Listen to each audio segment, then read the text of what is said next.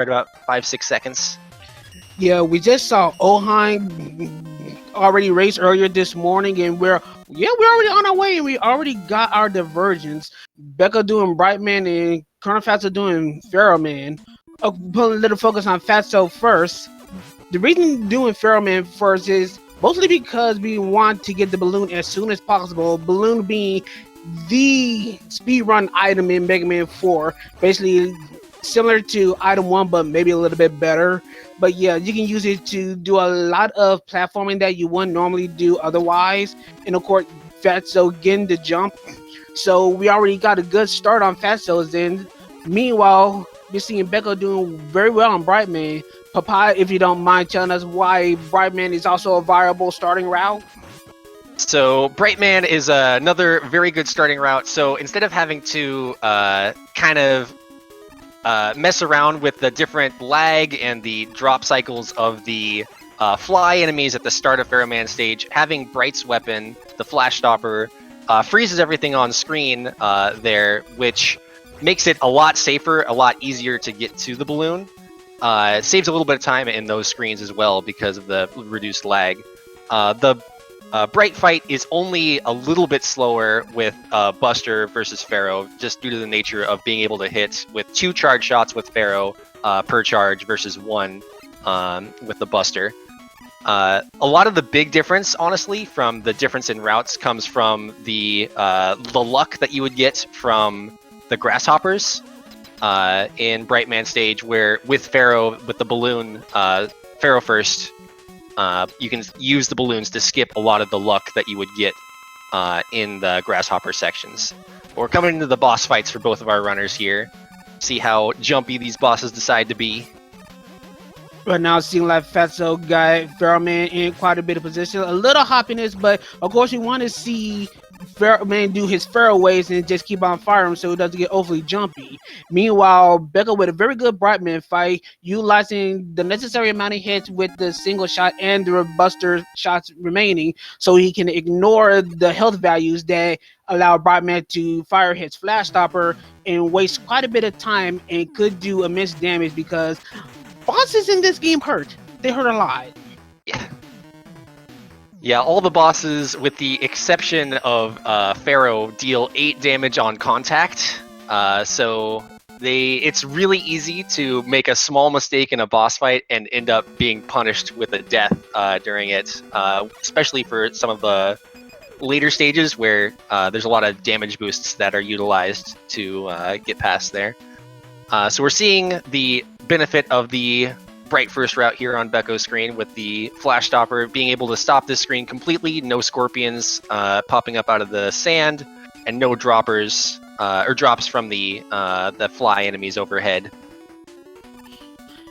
In a few moments, you'll be seeing the difference in the Pharaoh first route, and Fatso does set his balloon up. So yes, the balloon is going to be used to try to mitigate the RNG situation with these grasshoppers a little bit close to the ceiling.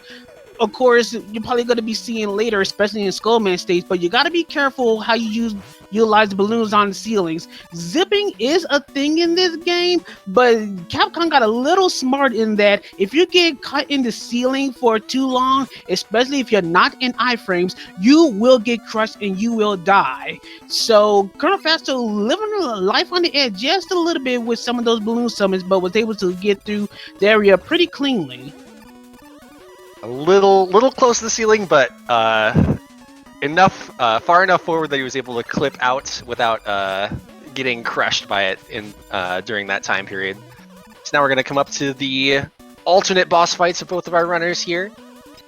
The Pharaoh shot on Brightman. We'll see some of the utilization here of being able to double hit with the charge shots there. And even though Bright is technically Pharaoh's weapon, or Pharaoh's weakness, it's extremely slow. Oh, we're getting the flash! It's extremely slow to use on Pharaoh, since you can only deal 1 damage at a time. And you saw the benefits of having Pharaoh for Bright, as Papa said. We got the charge Pharaoh shot, able to utilize the one that's overhead, hit that one and finally have the second one that's actually still stored and hit for 2 charge shots for the price of 1 charge Pharaoh. So both of these guys are pretty much in sync. Well, not quite in sync, probably about a second between the two. But we're going to Ringman stage next, where the power of the balloon is going to be used pretty early. As you can see, like I said, the balloon is pretty much going to be the platforming item. But as you can see, especially on ColonelFatso's side, just a little while ago, you have a little bit of ability to put the balloon in the wall, and just for that little bit of moment, you can actually stand on the balloon and you actually can jump out of it. So right now, we getting some pretty good movement from both our runners. And we're coming up to the first mini boss here. This ring stage is a lot of mini bosses that we're just not gonna fight. There's a lot of them that are just plain skippable. The only one that we actually have to kill for sure is this one here that we're both coming up into. There's 2 hippo mini bosses and 2 of the the ring mini bosses. I forget their exact name. I believe they're called Whoppers. Whoppers, yeah. Sounds right. But yeah, one of the things you're gonna have to notice is that they are using a lot of Pharaoh. The Pharaoh is pretty much utilized in the entire stage, so weapon ammo is gonna be pretty key. Not to mention, as they mentioned before, a lot of damage boosting throughout the entire stage. So as you can see, Fatso is very low on health, but he can probably only take 1 body shot, while Beco is in even more dire state where he can't take a hit from anything. So this is gonna be a very precise and dangerous ring fight, and we're gonna see how both of them act around them. Yeah, the ring fight's always a little tricky because you can't really take a hit. Fatso going for the refight strat there. A little interesting, but managed to come through cleanly anyway. Where yeah, you're not allowed to take a hit against ring pretty much, and makes it a lot trickier. Even though ring is pretty much completely manipulable. Just the fact that you can't make a mistake makes it a lot trickier than it feels like it should be. Alright, so we're coming up to Dustman. We're going to see what specific strat they're going to use for these first rooms, because they're going to dictate how they're going to go through the rest of the actual stage, at least up to the midpoint. And as expected, they're both using Pharaoh. Pharaoh is technically a little faster than using Flash Stopper, which is another viable means to get through this area. But this is one of the areas where you'll probably be able to work around a little bit of lag, because this is one of the laggiest areas. Pretty sure Pharaoh's shot is able to mitigate some of this lag by able to clearing out these enemies a little quicker, I believe. Yes, being able to kill the enemies right as they come on screen, all of them, including the ones above you, manages to reduce more of the lag on average than bright strats would be able to. It's quite tricky to get through that way, but it's very cool, very fast when it's done properly there. Oh, he's gonna wait out the cycle. Just didn't quite feel confident enough with the movement off of there. Probably had to do a little bit with walking off the edge of the ladder.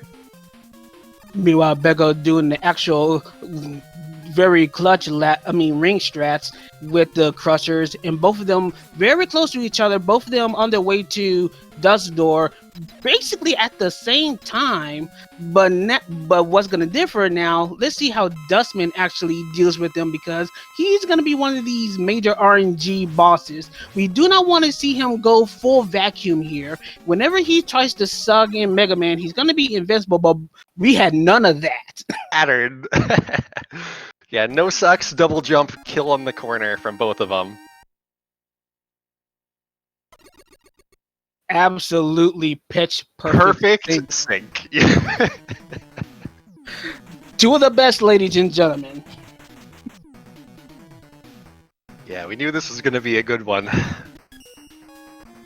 Alright, so we're coming up into Skullman stage, and like you had alluded to earlier, there is going to be a small zip towards the very start of the stage here, where they're going to utilize Balloon to push them into the ceiling, and then take a hit from an enemy strategically in order to push them through to the other side of the wall. It's going to save a little bit of time here in this room, and then they have balloons to use for the rest of the stage, or at least the rest of the first half of the stage, to save quite a bit this way. Continuing seeing how they utilize the balloons for the rest of the stage up until they get to the second half of the stage, where they are going to switch to Flash Stopper. Flash Stopper being another one of those more commonly used weapons in the speed run. Gonna pretty much just freeze everything in place and just go through the rest of the stage pretty much as fast as possible. Pretty sure I already mentioned this, but mentioning it yet again. The Flash Stopper works on a timer, probably about 5 seconds. But however, you can actually extend that time by sliding. As you can see, they're continuously sliding. But the thing about sliding is, sliding actually extends the timer. So you can slide so much that you can actually go through large stretches of screens with one Flash Stopper, as you can see both beco and Fatso are doing right now. And then coming up into the second completely manipulatable Skull fight. Skullman does actions based off of what inputs you press, so you can completely dictate what he's going to do. So they both manipulate him towards the middle, get nice center kills there. Very nice. And once again, just literally milliseconds are close to each other. Seriously, this is just amazing. Yeah, I think the skull shield on Fatso was a tiny bit longer, which evened them right back up again. The luck could make or break this race to be for later on in this run, so we'll have to see what comes up. Both of our runners playing really well though so far. So we're going into Dive Man stage, where one of the more interesting platforming gimmicks is going to be placed, and it's not just the water. The water is actually kind of messing up with Mega Man slides, because for some reason you cannot jump out of slides while you're in the water. So these two gotta have to work around their slides, do a few slide cancels if necessary in order to properly maneuver around an area that has quite a number of spikes. So right now we're seeing pretty good movement on both of these guys' ends. So like I said, this is just really good overall solid gameplay between two of the three top runners in all of Mega Man 4.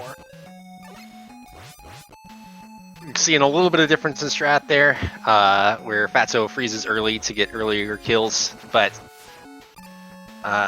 going for a little bit faster hippo kill too. There are no gentleman's agreement to get the wire in this race. Saw that in a previous race before. So we're going into the Dive Man fight. Dive Man is also one of those ones that's pretty much manipulable. You're pretty much going to see Dive Man pretty much just torpedo attack a few times, and they're just going to continue just whacking them with the skull barrier. You're probably going to fire one dive missile, and there you go. Pretty much a completely scripted fight, no issues whatsoever. But beco, unlike Fatso, is going to get himself the full cutscene victory fanfare skip. So a couple of seconds saved on beco, just edging out Fatso just a little bit. Yeah, the full cutscene skip that you're able to get there in Dive does save quite a bit of time over just missing it. It's easier to get in Dive than it is in Pharaoh, but it's a pretty tricky jump timing, especially with like having to watch where your air bubble is at, because you can't get the fanfare skip without the air bubble being off screen first. So we're coming across the Drill Man stage with yet again another stage that's gonna star the Flash Stopper. So you're pretty much just gonna use Flash Stoppers to just try to mitigate all the enemy shenanigans that just come your way. But it's gonna matter a little more towards the end, because towards the end, with the falling boulders, you're pretty much gonna try to move yourself in such a way in that you can go through that whole stretch of area in one Flash Stopper. So your slides and your overall movements got to be on point. Not quite on Fatso's end with the awkward timing with the flash stopper, getting some shots frozen from those shooting enemies. Yeah, just froze it a little bit too late. Did manage to do the backup correctly, where you want to take the second deboost off of the first bullets to get up there. It's a little bit faster than sliding across the spikes and climbing from the bottom of the ladder. Just ladder climbs are so slow. And it looks like neither of our runners are going to get the one flash through the screen. It's very tricky to get through that way, but is still possible to do. We'll see what Drillman decides to do here. The first dive that he does is a scripted dive, but beyond that, it's just kind of luck whether or not they get extra dives. Right now, the RNG is relatively even, one extra dig each. Unfortunately, Fatso is a little more unlucky. He gets a second dig, and Beco extends his. Oh boy, this is not full on Fatso's end. No, Drillman doing Drillman things. Yeah, Right. about each dig is about a 4-second time loss. Am I correct? Yeah, that's right about correct there. 4 seconds per extra dive. So yeah, RNG being a little bit of a difference maker in what was a pretty heated match, but we still got several bits of stages to go, including this one here. Toadman stage is one of those stages where while you have yourself an easy boss in Toadman, the stage is actually a little more perilous than the boss itself. Starting with the first area where of course Flash Stopper reigns king again, you still gotta work around the wind physics. A bad jump and a bad slide can mean very bad times, as you can easily fall into pitfalls. Beco doing a very nice job taking care of that section pretty easy. We're gonna see if Fatso follows suit, but I'm pretty sure Fatso would do fine as well.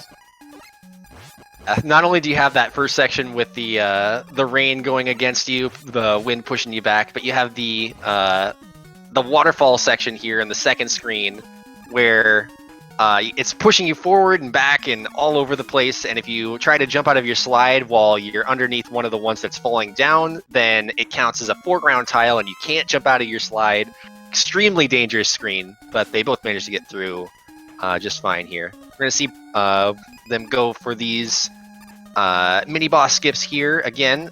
When the escargot enemies come down, they have a very small hitbox as they're falling down, and then once they fully appear, it's a very large hitbox that blocks you off from getting past. So you just freeze them before they get all the way down, and you're able to skip by with just a quick damage boost. Okay, so we got Toadman. And there went Toadman, the end. But nah, Toadman is absolutely 100% manipulable. As long as you fire, he'll always jump. And if you can keep firing at him, he'll never be able to fire his rain flush, because it takes a lot of time for you to stand still in order for him to do his rain dance, in order to have the rain flush actually fire. So this is, like I said, it's literally the easiest fight in the entire game, arguably the entire Mega Man series. All you have to do is just keep shooting at him, and he will never attack you. He'll just jump. But we're coming up into Cossack 1. Still very close race here. Anything can happen just with even a minor movement mistake. There's some perilous sections in the second half of Cossack 1 as well. This is the ice physics stage, the snow stage. First section here, fairly tricky, where you kind of have reduced movement speed while in the snow. And we're trying to get by all these slinky enemies without taking too much damage.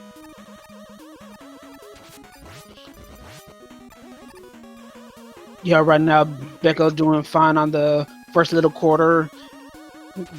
ColonelFatso following suit. So yeah, this is gonna be, this is gonna be the part where things get a little bit more hairy. So now you gotta be moving along with the ice physics, but also you got these up and down enemies coming into pits. Moving around these areas can be very tricky, trying to mitigate, trying to all cancel out all the ice physics, and very good despawn on Beckles, and pretty sure we're gonna see Fatso try to do the same despawn. But for right now, it missed the despawn, but still overall good state good stage moving a pretty treacherous area. And then the ladder screen, beco getting through pretty cleanly there. The screen is notorious for being pretty awful. There's just like no good way to get through. Oh, Fatso, be careful there. Almost fell down with that second damage boost, so still manages to get through though. So Malthraz is basically a relatively straightforward boss. All you gotta do is just hit the midpoint. I mean, not the midpoint, but the weak spot.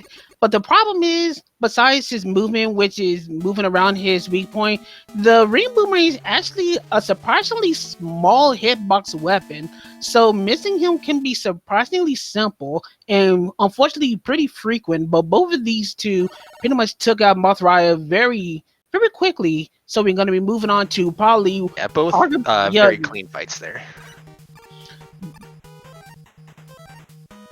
Yeah, going ahead and moving on to Cossack 2, which is probably one of the most skill-intensive stages in the game, especially with its balloon usage.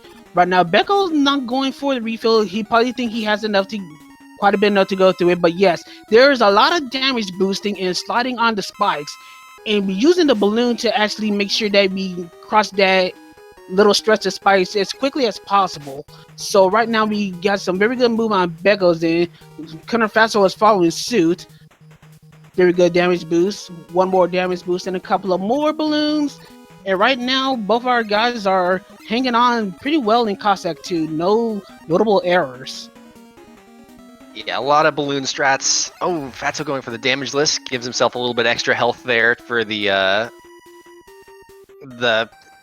square machine fight, where it can be a little bit treacherous if you're going for the particular damage boost, especially if you're going for the 6-hit first phase, first pass of. And Square Machine doing Square Machine things. Starting off with a 3-pass right off the bat.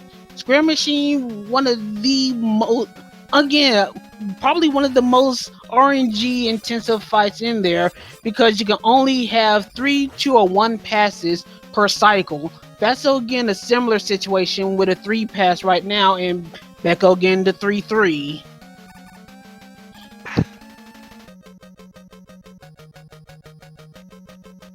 Fatso's health is not looking too good. Beco's not looking all that well, but that's pretty much the case of the damage boosting that Cossack 2 is you have to do. Yeah, 3-3s from both runners.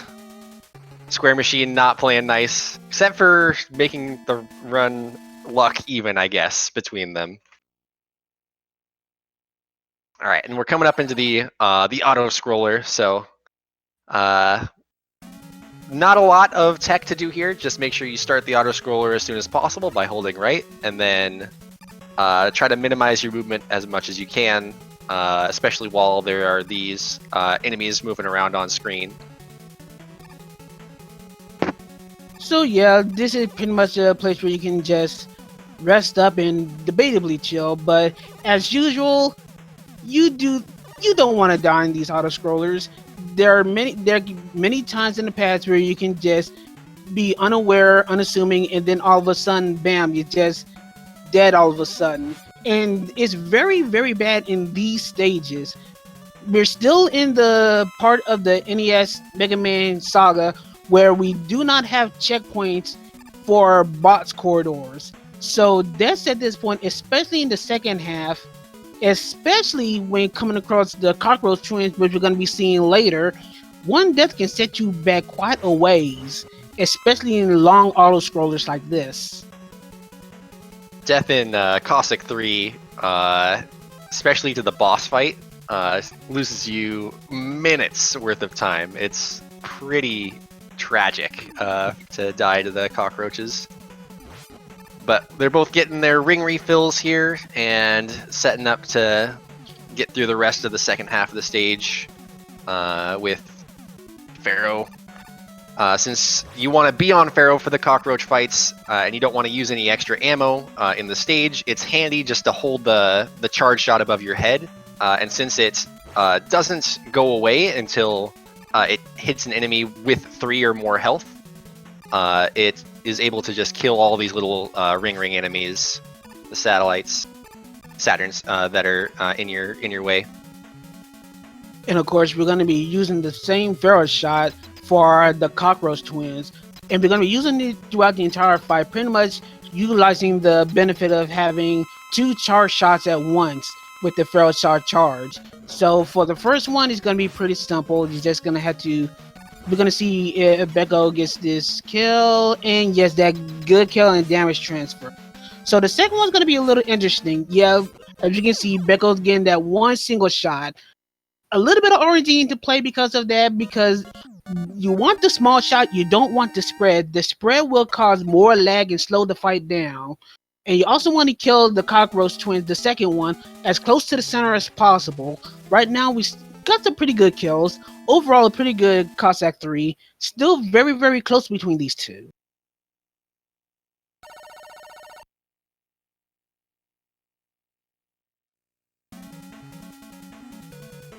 So we're coming across Cossack 4. Cossack 4 is very straightforward. There's really nothing special to it. The main gimmick is that there is a split path, but you're always going to take the same path. It's going to be the path where you're going to be using rush coil, balloon, or if you have it in your arsenal, wire, and just go over the path where you use the drill bomb. It's easily shorter, and while the top part has quite a number of annoying enemies, and is in general just overall longer. So yeah, there's really not much to talk about here before we go to the Cossack caster, since it's pretty much just a generally simple stage. Yeah, they both tried to go for the charge storage strat here on the Slinkies. Looks like Fatso did manage to get it. Beco's movement was just a little bit off, so didn't manage to get the proper charge shot off. But the Cossack Catcher, the classic boss where the crane machine, trying to manipulate him to just not move at all. So every time you slide while he's in the middle of a movement pattern, he kind of gets stuck into where he is just right at that moment. So he can move up and down, but not really left and right. If he starts a left and right movement, then he stops basically immediately. Okay. And then trying to end the fight on the left side, just so you get to the cutscene a little bit quicker. Start the next phase as quick as you can. Fatso missing his final shot, making his fight last a little bit longer, but was still able to recover. And now he's done with the Cossack Catcher. And of course, since we're obligated to mention this, it's Wally all along, and we're all about to be sent to his castle, where the first stage is, well, I can't say it's literally all Mets, but it's definitely 99.5% all Mets. I think it is all Mets. Is it? Actually, no, it isn't. You'll see why in a little bit, but for the most part, yes, it is a mass majority of Mets, and you're pretty much just trying to maneuver your way through them all, kill them all as quickly as possible, but yet being efficient in your movement at the same time. I'm seeing a lot of practice where moving in this stage is actually pretty intricate, so proper movement in this stage, trying to kill all the Mets as best as possible, can be a very tricky affair. Yeah, getting the precise movement past all of the, especially the dancing Mets, where you have to get a particular charge shot for them, kind of adjust your movement as necessary to not get shot by the one that's firing there. And then we have the water section, trying to make sure that, again, where you can't jump out of your slides, either get proper slide cancels or set up your jumps in such a way that you don't have to worry about it. Oh, you're right. There is more than just the Mets. I see it. Yep, that 0.5% of that little ground moving enemy. But yeah, we're coming across the Med Daddy fight. Another one of those dangerous, hard-hitting RNG types of fights where how high the Med Daddy jumps can determine how fast your fight is, because you're going to plug in a lot of ring energy. And right now, we're seeing a small jump on Beco's end. Not necessarily the best RNG you want. You want a very big jump. And right now, we're not getting pretty good jumps on Becco's in, but there was a big one on Fatso's end. Not sure if he capitalized it well though. Like Becco's gonna get a nice clean 3-cycle there. Managing to get, it looked like his first cycle was good enough where it managed to alleviate the shorter jumps that he got in the second couple. And Fatso also getting a nice clean 3-cycle.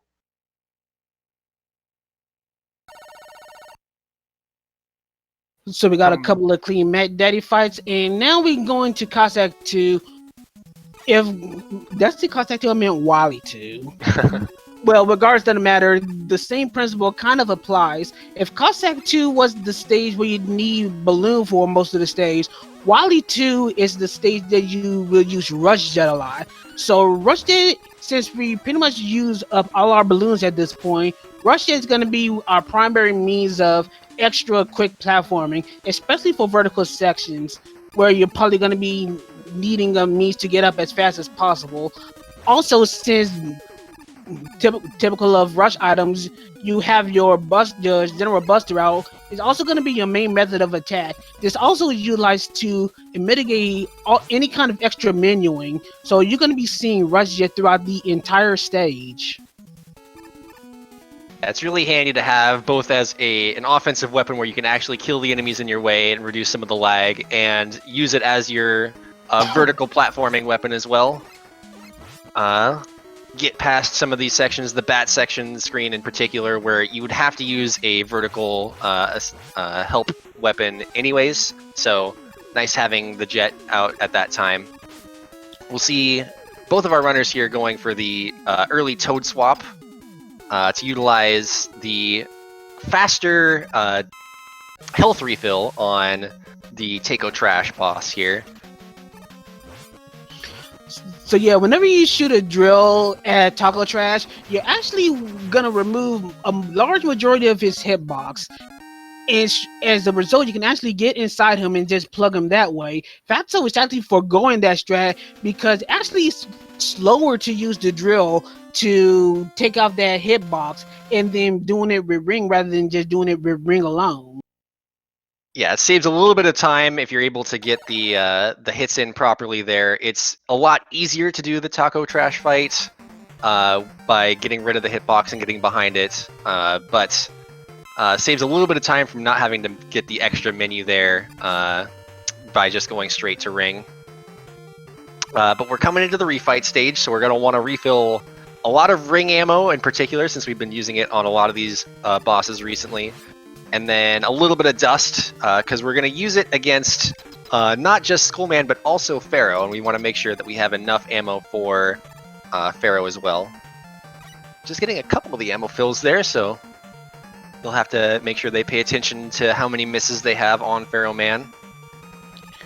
Yeah, pretty much ammo consumption is going to be very key. It was key throughout a majority of the fortress stages, but now it really comes into play here because you're going to be actually utilizing a lot of secondary weaknesses to kill these bosses as fast as possible. Of course, you already talked about how slow using Flash Stopper is for Pharaoh, but instead of using Buster, we're using Dust to quickly destroy Pharaoh Man as fast as possible. But since we are still on Dust, we go straight to Skullman because, of course, Dust is Skull's primary weakness.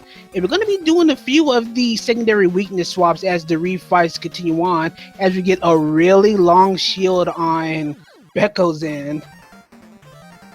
Yeah, that felt like the longest possible shield there. We'll see what Fatso gets. It's a much shorter shield, so caught up some time there from the luck. And then coming into Dive Man, again, the only thing to really worry about with Dive Man is making sure that you finish as close to the teleporter as you can. Just want to get out of the screen as quickly as possible to reduce the amount of lag and movement that you have to do. But we're going to use some of the Skull Shields here on Bright Man as a secondary weakness. Deals damage a little bit faster, and you're already on Skull anyway, so you might as well. But also just to set up the proper health values so that you don't get the flash cycle out of Bright Man. And continuing from using weapons from previous bosses, we actually used this last Brain Flush in order to bypass the invincibility period that Drillman usually does for his digs on at the very first phase. Right now, look like we get some questionable RNG on Beco's in, while Fatso, I think that was 0 dies on Fatso's in. It looks like 0 dives from both. Beco getting the health drop. So we got Fatso back in the lead here. Classic Mega Man 4 RNG swings. Very close once again. All right, so through Toadman. Yeah, so the Ringman fight is going to be a little different because we can't go into the teleporter with a charge shot. So we're going to be using the weak charge first, and then we're going to be plugging them with a lot of charge shots. A little bit of a sloppy fight on Fatso Zen, swinging the favor back to Beco. Yeah, that's. I think he used his primary refight movements in the initial fight, so got a little bit off cycle there with the ring. See what this dust does. That was 2 sucks on Fatso's in versus Beco's 1. So Beco winning the RNG wars in the refights right now, as both of these guys take on the Wily Machine with our favorite sound in the world. Yeah. Yeah, the nails on chalkboard ring on the hitbox for Wily Machine Phase 1. Gonna swap to Drill at the end here to properly set up, because Ring does 3 damage. He has 1 health left, so destroying the last hit with Drill skips the refill in Phase 2 and lets your next Drill do a double hit. Fatso! Okay. Literally living on the edge, 1 pixel of health, just scraping and scrounging to get those final hits. Able to survive and going to the finals phase where a lovely Mega Man tradition begins. So of course in Wily 4, we got ourselves our capsule fight. Our RNG fight where you pretty much gotta play hide and seek with Wily, hoping that he'll be in the right place where you can fire off his weakness at him, which is once again the Pharaoh shot. So of course with the Pharaoh shot, you want to have double hits. So we're going to see if Beco and Fatso can get the luck on their side and have Wily in position where he can do double hits. Trying to hope for medium-high spawns here in the middle of the room so you can get the second shot off. Also have to be careful about your ammo usage here, because don't have enough. Okay. GG to...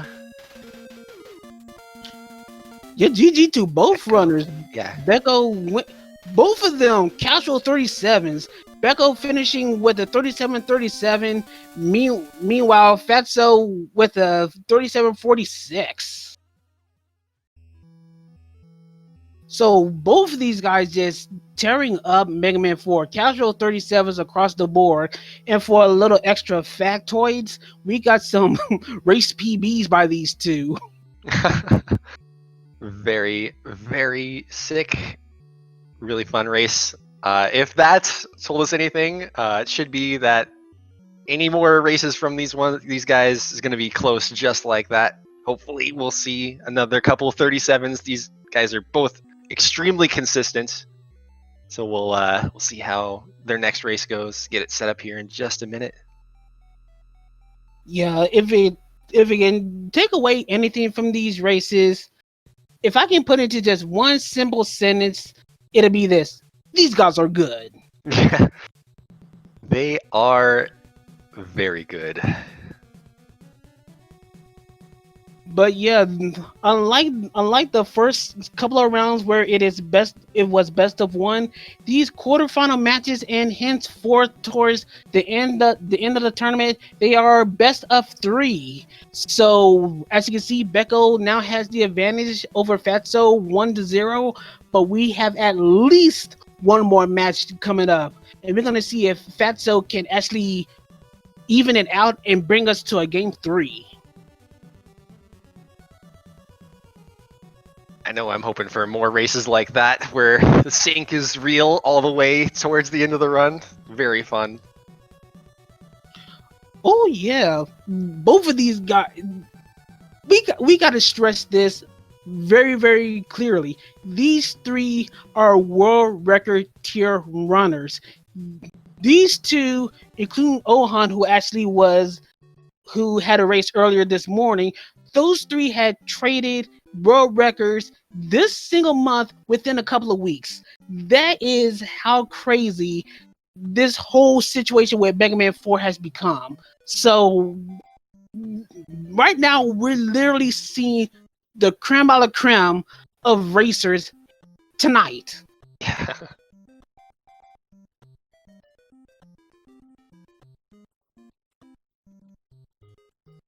We've got only the very best left in this tournament. All the races are going to be extremely hot from here on out.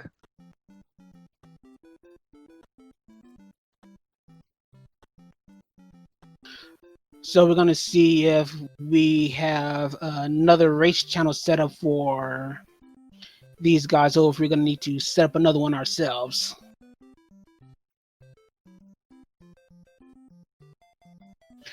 But in the meantime, stay tuned. This will probably be a good time to take a little bit of a breather, go to the bathroom, get some water, get a snack, whatever you need to, because you want to be on your seats for this.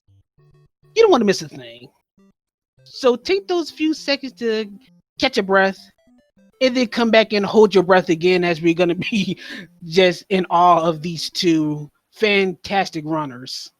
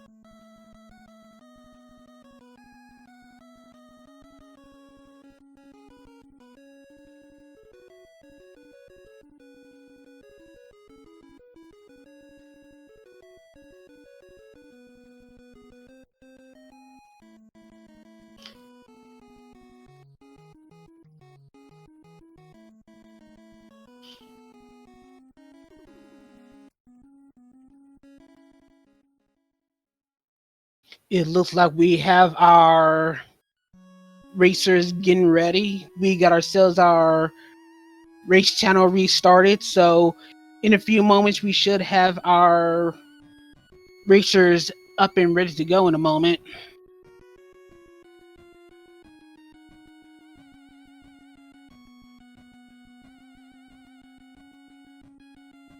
Just a little bit of, probably a little bit of mental reset before they get right back into starting it up.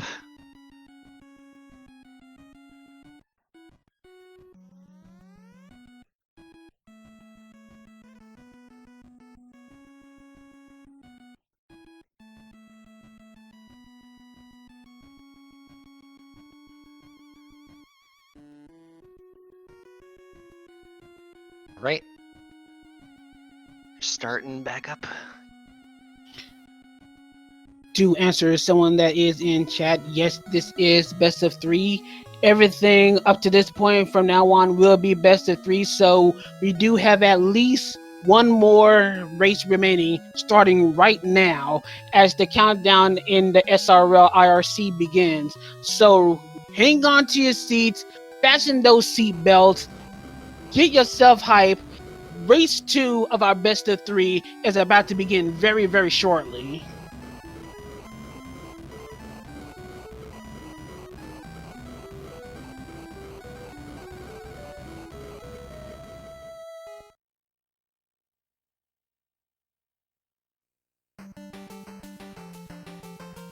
As soon as stream catches up, that is. Yeah.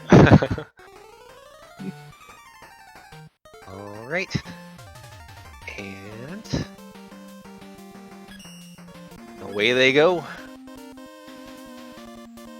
And as usual, if you know how these guys run their races, we got ourselves a split. We got Ferroman on one end, we got Brightman on the other. Ferroman being key because you get the balloon as soon as possible, being the main speedrun item of Mega Man 4 as far as utilities.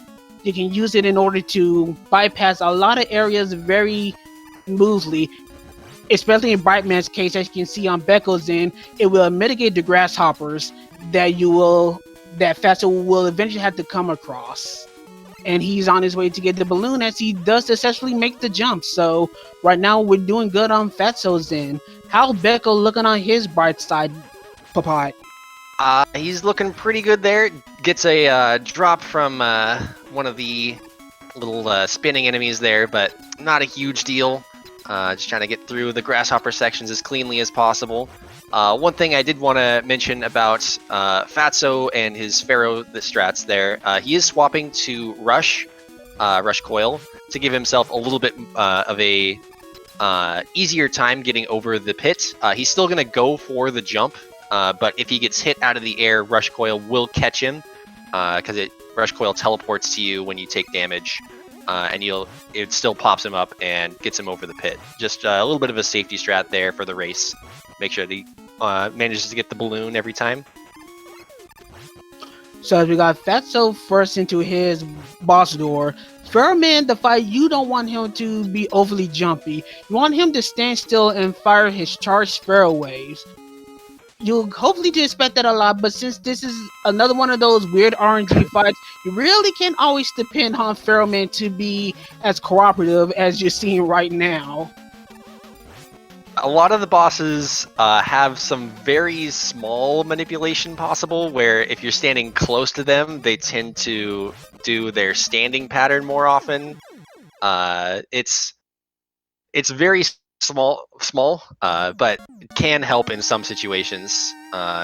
Just preventing them from doing their either jump patterns or their patterns that you don't want to see from drill or dust.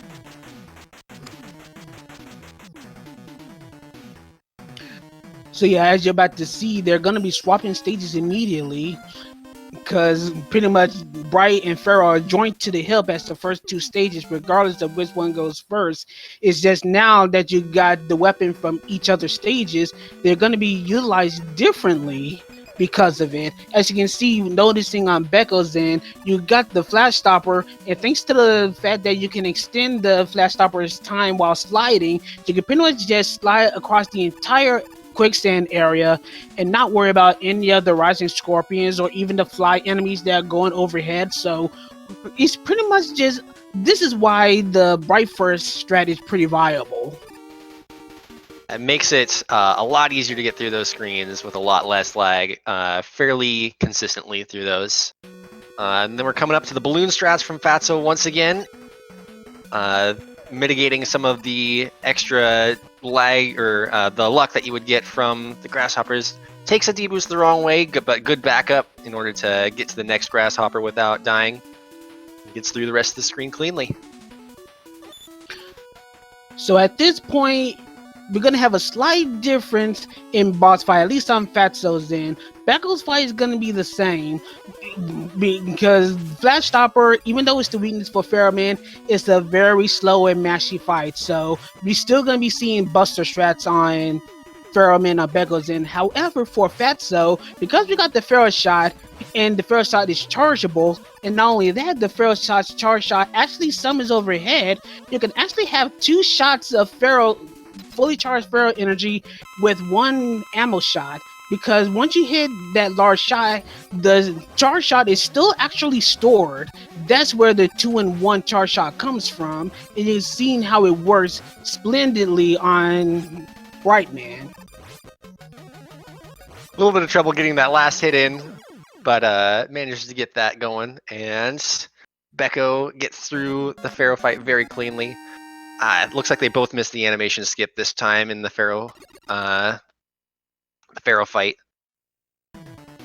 So a little bit of a lead out of the first two stages going to Fatso, but Still fairly small. Very easy to have this flip either direction, just from some of the upcoming stages. And we got Ring here with the early climb section with Balloon. Really big advantage to having balloons here. Just being able to climb through these screens without having to go all the way around to each side and having to adjust to each of the different shot patterns you would get from the turret enemies here. So yeah, this stage is gonna feature a lot of boss skips, a lot of damage uses, and a lot of Pharaoh. This is probably one of the earliest involved stages, all because of it. So the boss skips are gonna be you're gonna be skipping pretty much nearly every single one, except for one particular mid boss, where you pretty much need to kill it to continue. Otherwise, you're gonna be sticking with Pharaoh shot to mitigate any extra menuing, and of course the Pharaoh shot's a strong weapon to begin with. As you can see, Fatso getting a little bit of issue with the Whopper, while beco was able to do it very cleanly.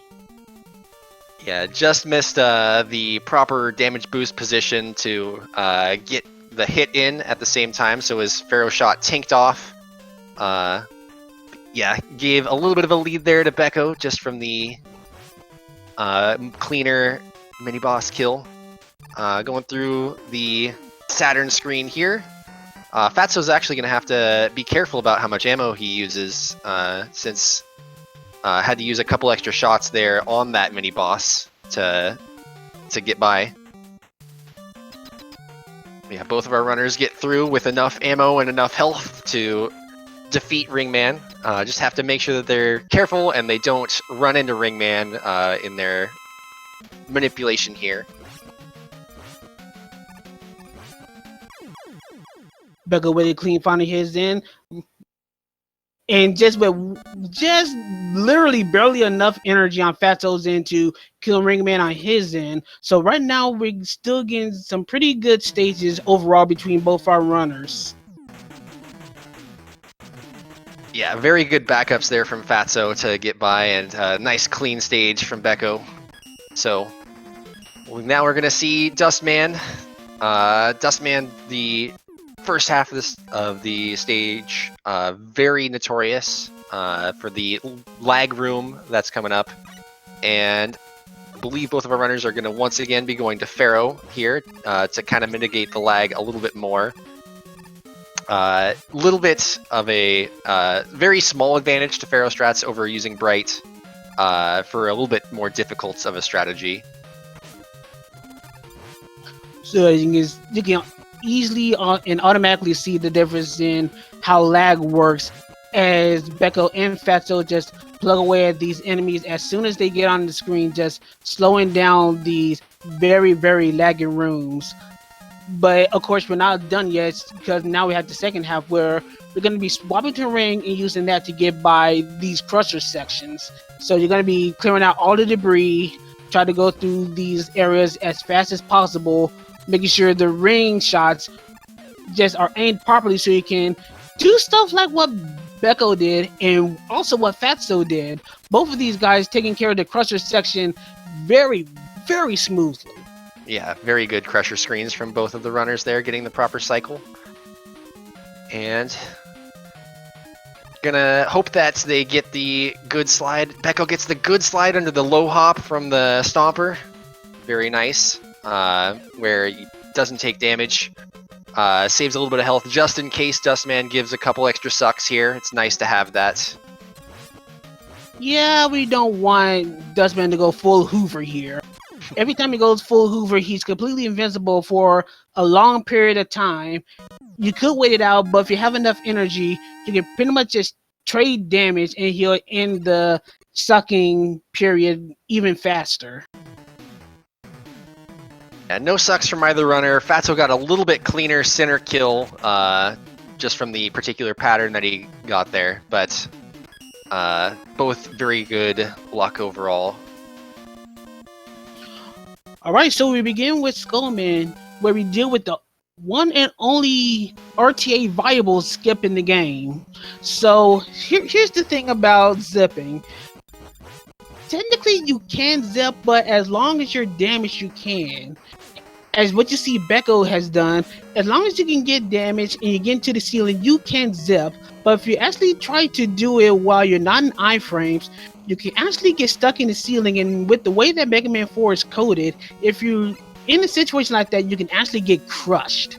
So very good awareness and positioning by both our runners do to do just that. And in the meanwhile, the first half as a whole is just a whole big balloon segment where you see them use balloons just to get to higher places faster. And of course, you see, as you saw beco and Fatso tried to do, put a balloon into the wall so you can get a little bit of higher jumps so you can stand on it for a few frames. Yeah, while the balloon is despawning as it's being used, it still has a hitbox for you to land and jump on while it's disappearing there.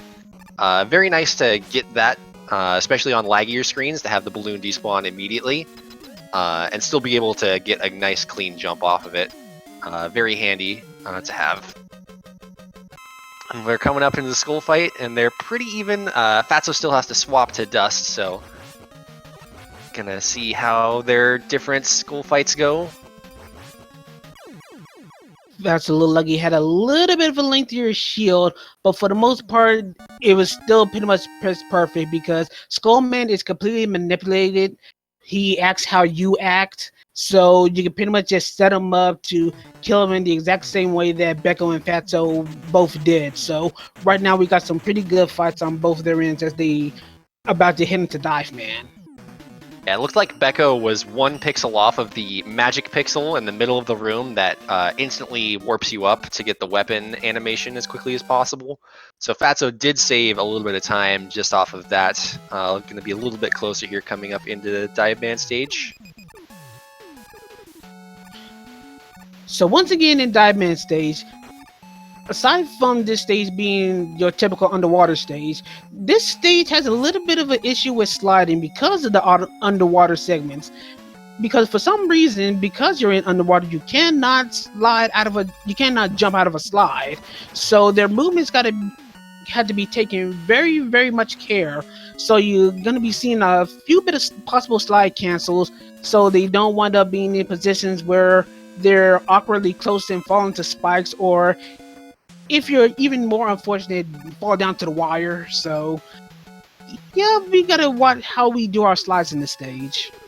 Yeah, it was a extremely good whale kill from Fatso, saving quite a bit of time there.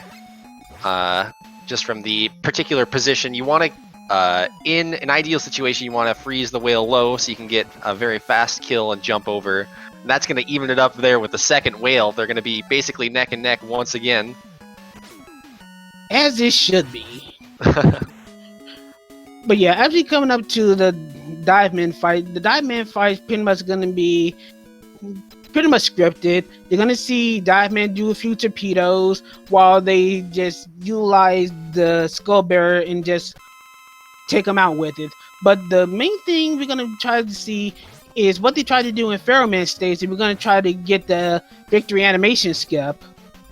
beco's going to be the first to try. Fatso getting a little bit of a careless Dive Man fight on his end, though. And both of them getting the animation skips, so Let's get the pretty much animation even skip. on that regard. Yeah, Fatso fired a Skull Shield just a little bit too early into Dive Man's iframes, so missed a little bit there. Had to adjust for the extra pattern essentially out of Dive Man, but still managing to get the skip very nicely. Coming up into Drill Man, another one of these flash stopper the stages. We're gonna use it basically for the entire stage here, trying to make sure that we can get through everything as cleanly as possible. Hope for some decent luck on some of the bats coming up, and just utilize the fact that sliding extends it, extends your timer for the flash stopper every time, so just get through as clean as possible. And of course, we gotta keep our eyes on like some of the subtle nuances of the flash stopper, such as the screen that beco has done. You don't want to flash too late for the shielded cannons to fire, and once again, Fatso getting these projectiles to fire, getting the flash stopper a little bit late again. Yeah, might be either just a little bit off or not looking quite at his visual cue at the right time. But we'll see how they get through this last screen, see if they can get through in one flash. beco going through his flash area pretty much smoothly. Fatso following suit as well. As we come into one of our favorite RNG nightmare bosses, as we do not want Drillman to start digging. Every dig adds 4 seconds, and right now he's starting up again on beco's end. We want him to at least be, and this is why we want to summon him as far on the sides as possible, because you want him to be walking for long stretches so you can just continue to plug dive missiles on him. But right now we getting a couple of dives on both ends. Yeah, a couple extra dives on both runners there. Fatso got a little bit better jump pattern out of Drillman to end off there. Just get him closer to the center for the kill. Even though the walk pattern is very nice, where you can get a lot of hits on him as he's going across the screen, it does cause a little bit more lag while he's shooting his crash bombs that way.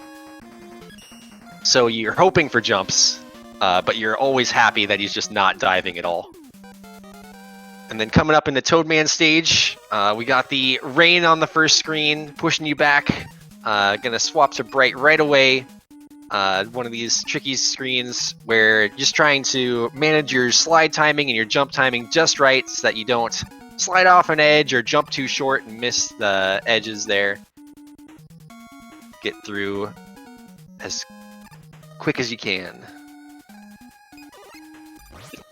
And to add to that, as we go through literally the cleanest sewers in all of history, we going through the waterfall sections where, of course, the waterfalls are moving like conveyors. They push you forward, they push you back, and if you get caught in the actual waterfalls, they also act like underwater tiles, so you can't jump out of a slide while going through them. So navigating that area is also tricky. And here we go with the mini boss skips, using the flash stopper and timing in such a way where you can actually just skip through these bosses. Of course, one of the things you really didn't note about this particular skip is that if you actually flash at a specifically wrong time, you can actually be in a position where you can soft lock.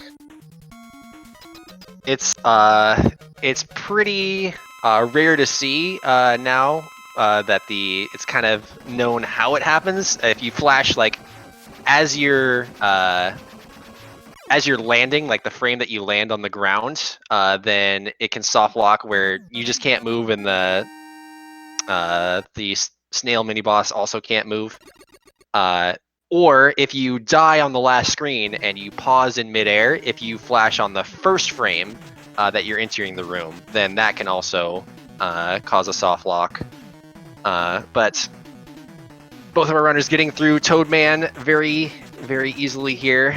And about ready to head into our castles stages.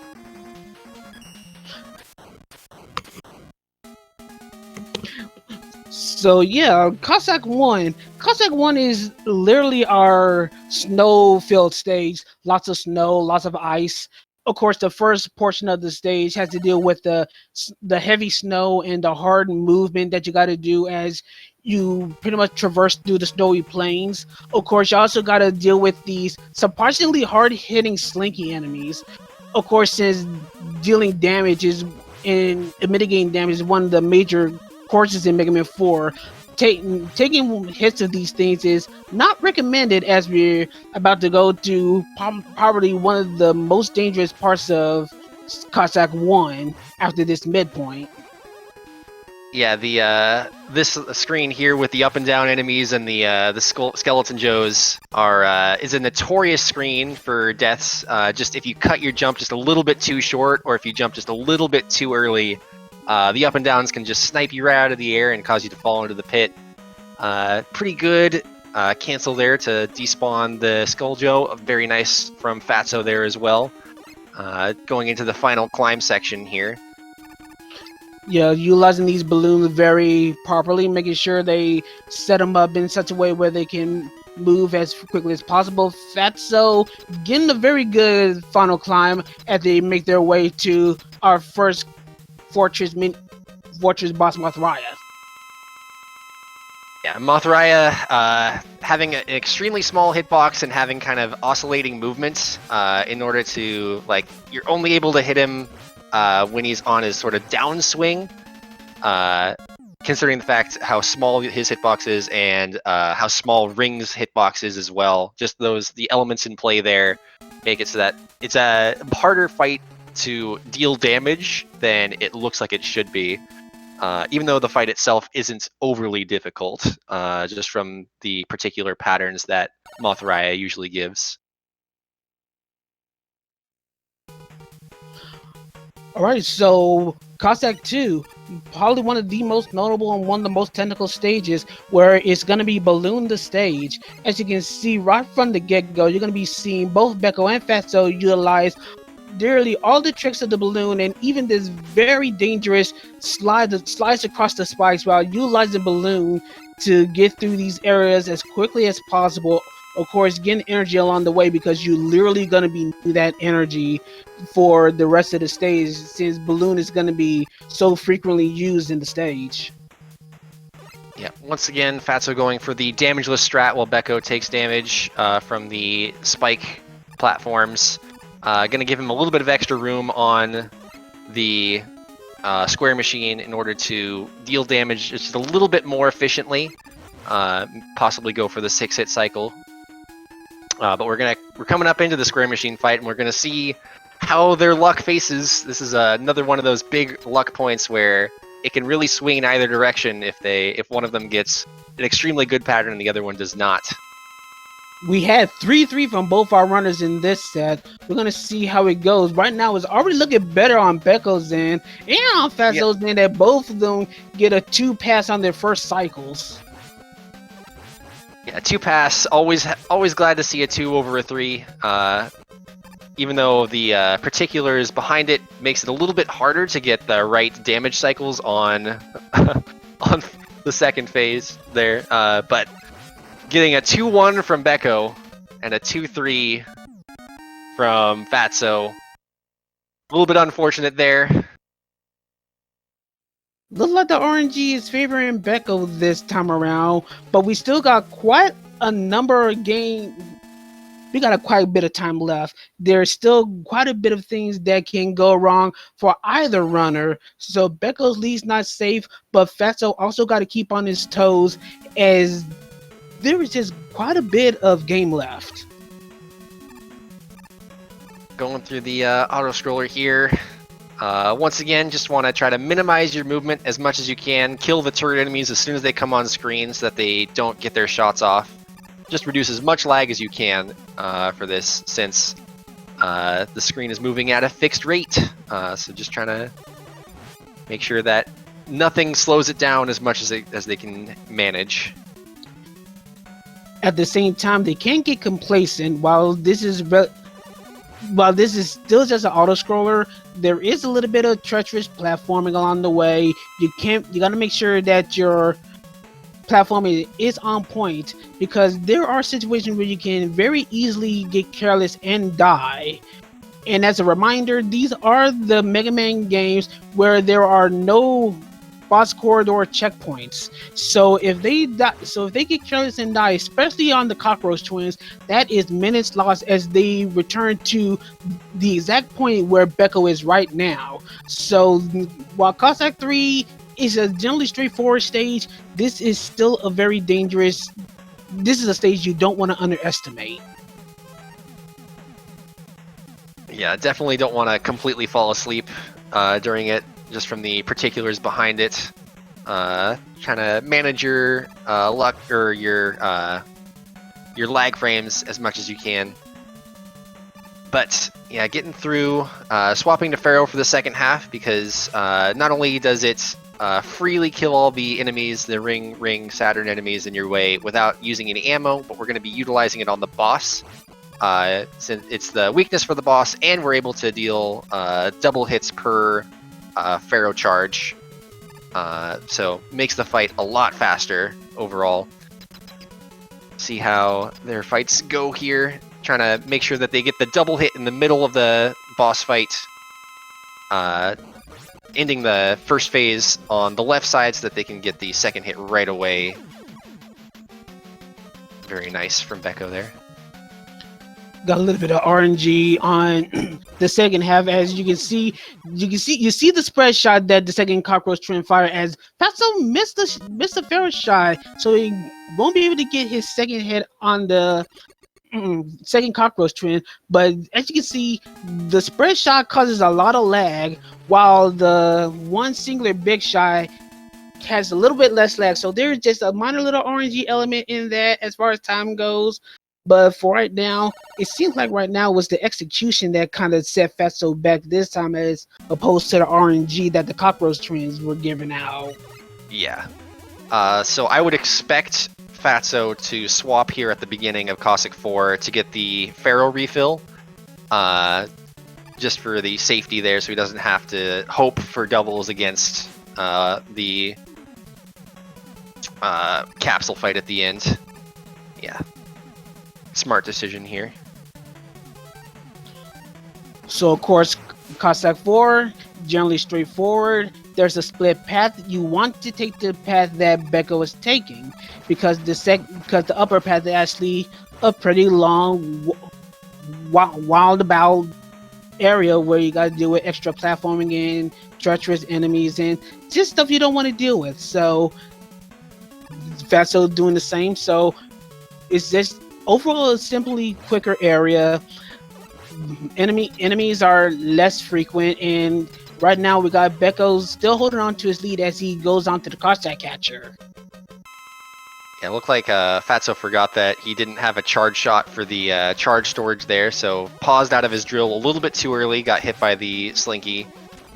But going into the Cossack catcher fight, trying to just make sure that he moves around as little as possible, get your charge shots in as quickly as they come, and finish him on the left side so you can get to the cutscene trigger as quick as you can.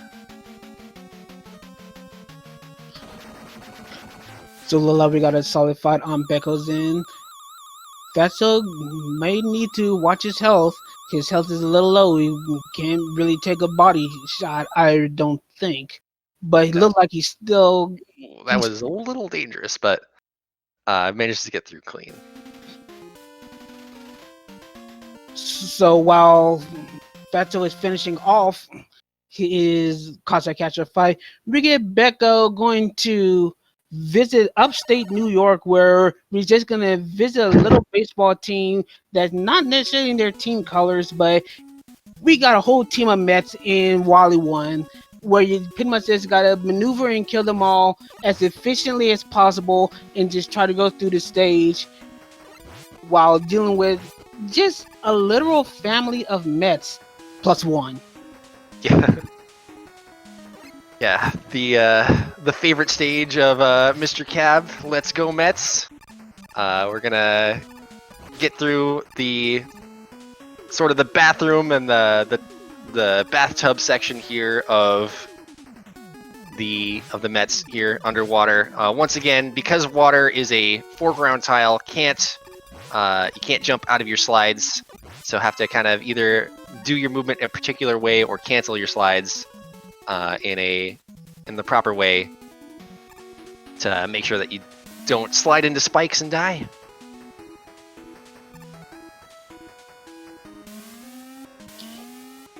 So yeah, pretty much a solid stage on Beco's end, just a little bit of extra maneuvering around, trying to kill these dancing Mets as efficiently as possible as we go to the Metal Daddy, in which we hope to see some very big jumps. Well, there's Beco doing the big jump, getting close to the Med Daddy, so he can be able to get a hit on him as quickly as possible. So, not the best starting jump. Still managed to get the 6 hits in though, so very good. As long as you get one of those 6 hit cycles in, it makes it a lot easier to get the 3 cycle on the Metal Daddy, regardless of his pattern. It's a really handy feature of jumping into the room. Makes it a lot easier to get the 6 hits on the first jump. Fatso getting a much better job ensuring those 6 hits. Mm-hmm.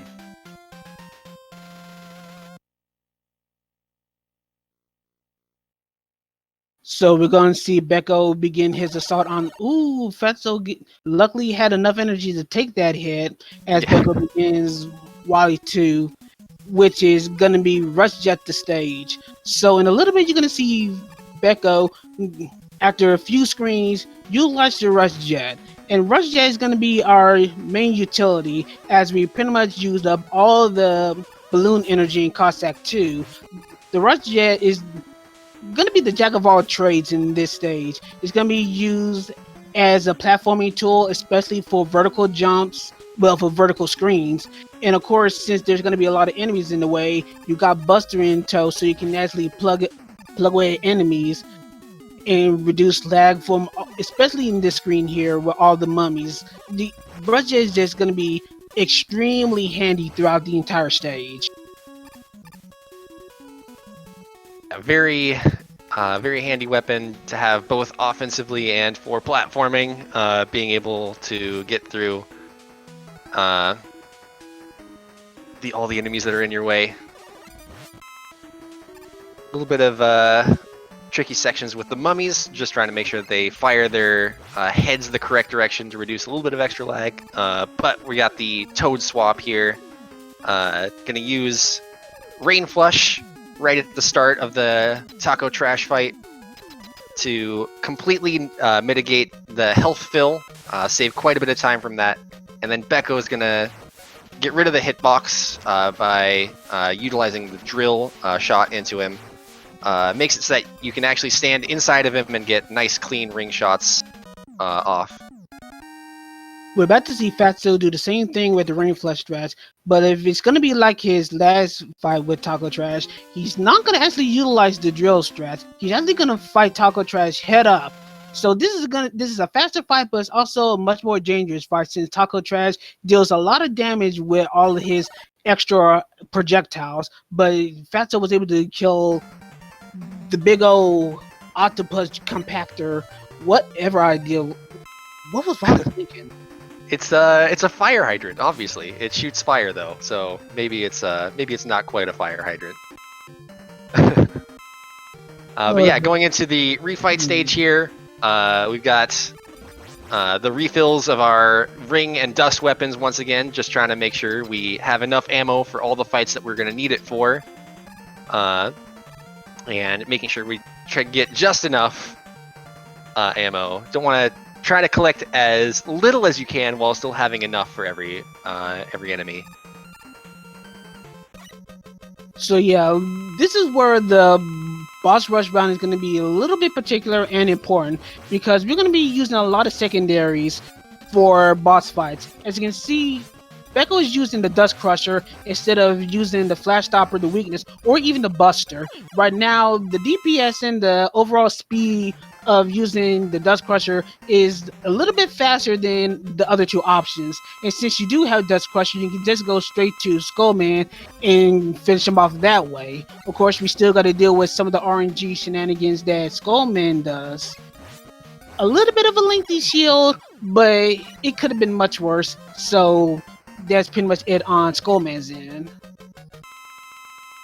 A longer shield than average or median, but still not terrible. Getting through the Dive Man fight. Let's see, Fatso's skull looks like another lengthy shield as well. And then utilizing the skull barrier against Brightman. Oh, and yeah, just to set up the damage values properly, make sure that you skip over the particular health values that would cause Brightman to flash the screen and get you stuck. So keeping the Rain Flush in tow, we're going to use that final Rain Flush to ignore the invincibility when Drill-Man first digs, and then we're going to continue on using the dive missiles to finish him off. Of course, we're still dealing with the RNG from Drill-Man as he gives beco one one dig, but right now just only one. We're gonna see what luck has on Fatso's end, if it's gonna make it better or worse. Gonna need a little bit of help here for Fatso to get caught up. Nice walk patterns. And then jumps. Alright, good pattern there. Saves some time. Completely zero dies, definitely a time save. Seeing beco utilizing the refight strat, since you can charge your Pharaoh shot as you go into a teleporter. Very clean and fast fight on beco's end. And then finally, Dustman, seeing how many sucks that Dustman gives. Suck right away. But right now, he ain't sucking no more. That's only one suck. Yeah, the jumps over to the left side of the screen are very nice, just to finish as close to the teleporter as possible.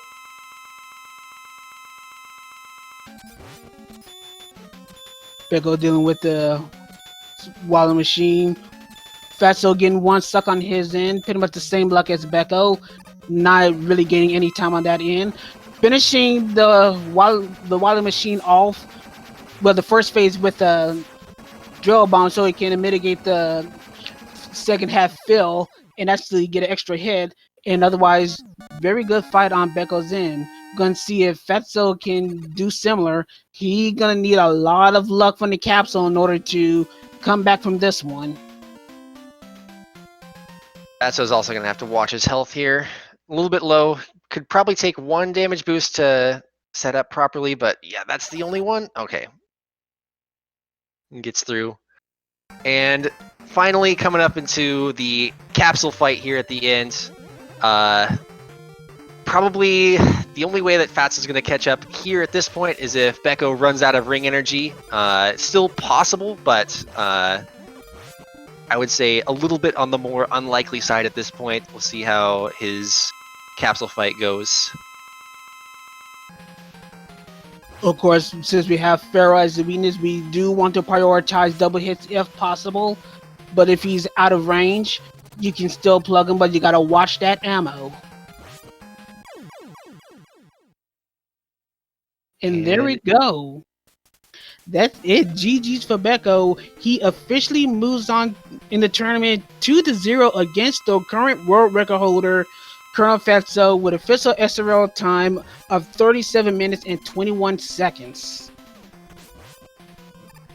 That's an insane time in a race. Low 37. Two really good races out of beco. Looks like Fats is going to finish up here with a 37 5x in RTA, low 38 JRTA. Insane runs from both of our runners.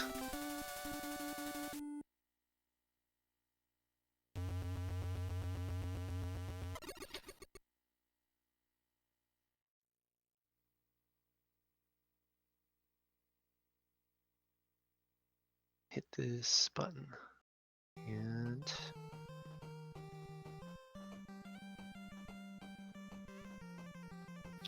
see if we can get these guys in for a potential interview after what was a very, very good race from both of these runners. Gotta be personally sad that we didn't get a game 3, but we still got to see two of the top runners in Mega Man 4 in their element, just performing their hardest for all the people in SpeedGaming right now. So this was still a very good race to see. yeah, very, very fun races to watch. Looks like both of our races are gonna decline the interviews here. Just got a little bit late for both of them, so they're got to get to their next event or go to sleep in Fatso's case. But yeah, it was very fun. Very good races from both of our competitors here. Do we know who beco is going to face next yet, or is that race to be determined? I'm about to look up the challenge right now and see what's up next for beco.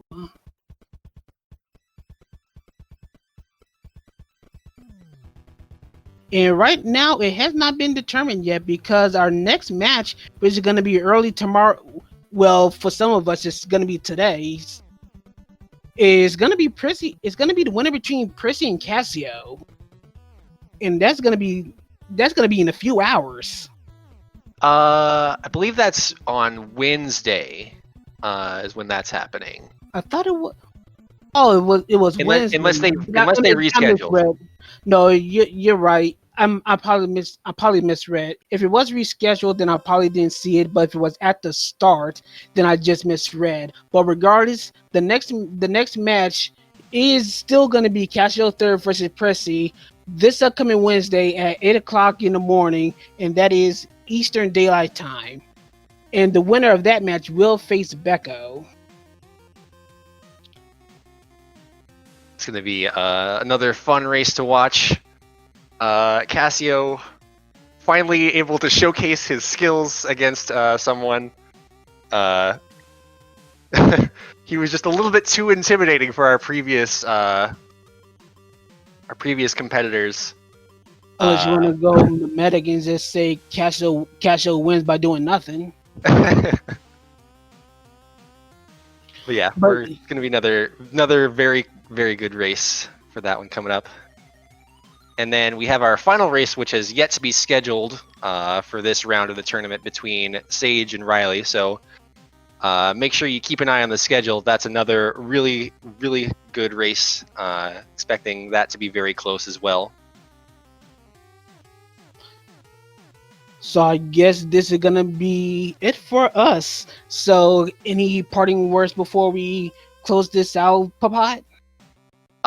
Just thanks everybody for being here. Thanks to the racers for making it extremely close and entertaining the whole time, and really putting up a fantastic showing there. And thank you very much for commentating with me. It was a lot of fun. Oh yeah, we tend to work great together. I enjoy these little engagements of ours. Yeah. But yeah, this is it for us tonight. We're gonna be signing off. Of course, keep your eye on the Kalinka Cup that is running alongside of the Cossack Cup. So just keep your eyes on the SpeedGaming channels for more Mega Man 4 tournament action. So for Papat Dot, this is LV Cree signing out. Have a good night, everyone.